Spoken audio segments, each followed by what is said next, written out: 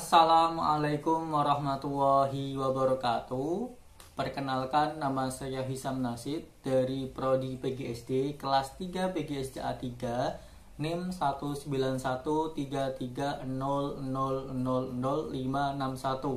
Nah, kali ini saya akan membuat video pembelajaran melalui KineMaster untuk memenuhi tugas konsep dasar IPA, dosen pengampu Aan Widiono, MPD.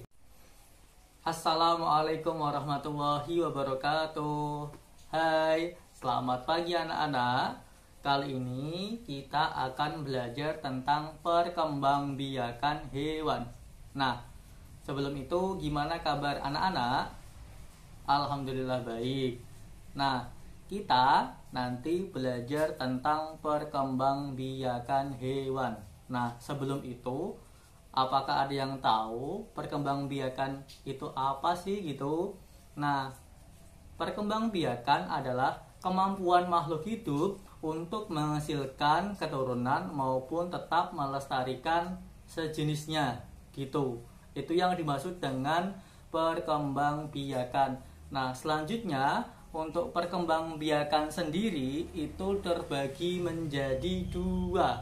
Yang pertama apa? Yang pertama perkembangbiakan secara generatif, yang kedua vegetatif. Nah, tadi apa ayo? Yang pertama kan secara generatif, yang kedua vegetatif. Nah, lantas apa sih pengertian dari kedua arti tadi? Yuk kita simak bareng-bareng. Apa ya tentang perkembangan generatif itu? Perkembangbiakan generatif adalah yang dilakukan dengan secara perkawinan. Terjadi apabila ovum dari sel betina dengan sel jantan sperma bertemu. Nah, akhirnya nanti akan sebuah melahirkan keturunan gitu. Setelah kita mengetahui tentang perkembangbiakan generatif itu apa, lantas kita mengetahui perkembangan generatif itu dibedakan menjadi tiga ya, bukan satu maupun dua, tapi tiga. Nah, apa sih perkembangbiakan secara tiga tadi? Yang pertama ovipar, yang kedua vivipar, yang ketiga ovovivipar. Nah, kalian tahu nggak sih arti dari ketiga tadi? Kalau belum, mari sama-sama kita belajar. Nah, untuk ovipar adalah perkembangbiakan hewan dengan cara bertelur gitu. Jadi ovipar itu perkembangbiakan hewan secara bertelur gitu. Nah, adapun ciri-ciri dari ovipar adalah yang pertama, janin tumbuh dengan cepat. Yang kedua, tidak mempunyai daun telinga. Yang ketiga, tidak mempunyai kelenjar susu. Yang keempat, tidak menyusui anaknya. Jadi itu ciri-ciri dari makhluk ovipar gitu. Nah, lantas apa sih contoh dari ovipar tadi? Untuk contohnya kita bisa temukan seperti ayam, penyu, kupu-kupu, bebek, dan merpati. Nah, itu tadi hewan-hewan yang termasuk golongan ovipar. Jadi anak-anak kalau menemui tentang hewan yang bisa bertelur itu bisa dimasukkan dalam kategori ovipar atau perkembangbiakan secara bertelur gitu. Bisa ya untuk mengetahuinya. Lantas yang kedua kita akan mempelajari tentang vivipar. Apa itu vivipar? Vivipar adalah perkembangbiakan hewan dengan cara melahirkan. Melahirkan ya. Kalau ovipar tadi kan dengan cara bertelur. Kalau vivipar itu perkembangbiakan dengan secara melahirkan. Nah, untuk ciri-cirinya, janin tumbuh di dalam rahim induk betina pada masa kehamilan. Nah, yang kedua, ciri-cirinya yaitu pertumbuhan janin relatif lambat. Yang ketiga, mempunyai daun telinga. Yang keempat, induk betina menyusui anaknya. Nah, kalian tahu nggak sih bahwa hewan yang menyusui anaknya bisa disebut juga dengan mamalia, gitu ya.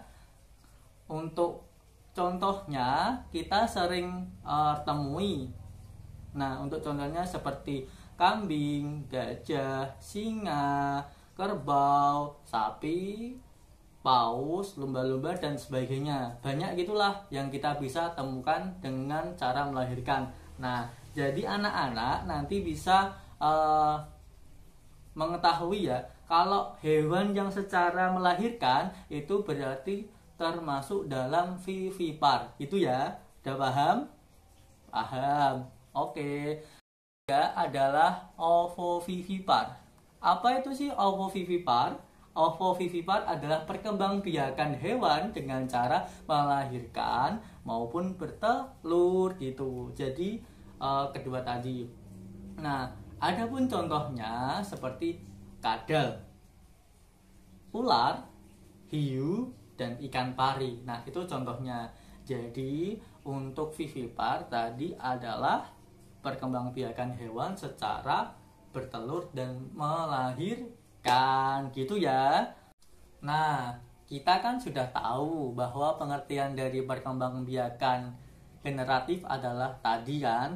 Nah, lantas apa sih perkembangbiakan secara vegetatif itu apa? Nah, perkembang vegetatif adalah perkembangbiakan tanpa melalui peristiwa perkawinan atau tidak membutuhkan sel induk betina gitu ya. Untuk perkembangbiakan vegetatif itu dibedakan menjadi tiga ya untuk vegetatif itu. Nah, yang pertama adalah membelah diri, yang kedua secara tunas, dan ketiga fragmentasi itu ya.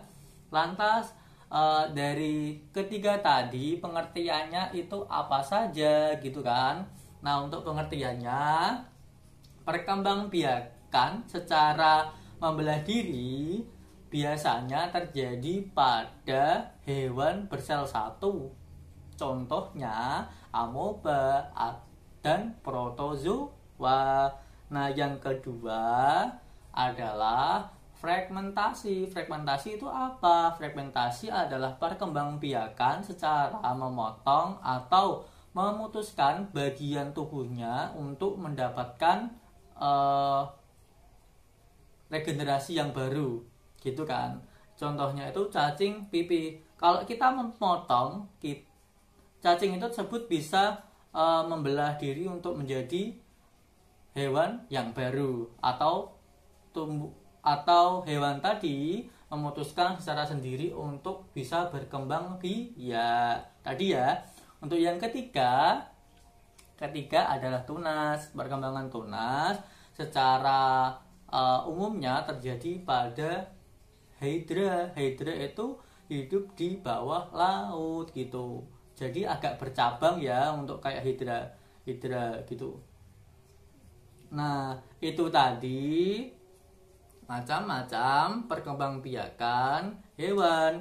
Ada yang generatif, ada yang vegetatif itu ya. Nah, jadi anak-anak tetap belajar, tetap memperhatikan kesehatan juga ya. Silahkan untuk disimak. Semoga pembelajaran kali ini bisa bermanfaat gitu ya. Cukup sekian. Apabila banyak kesalahan, saya mohon maaf. Wabillahi taufiq wal hidayah. Wassalamualaikum warahmatullahi wabarakatuh.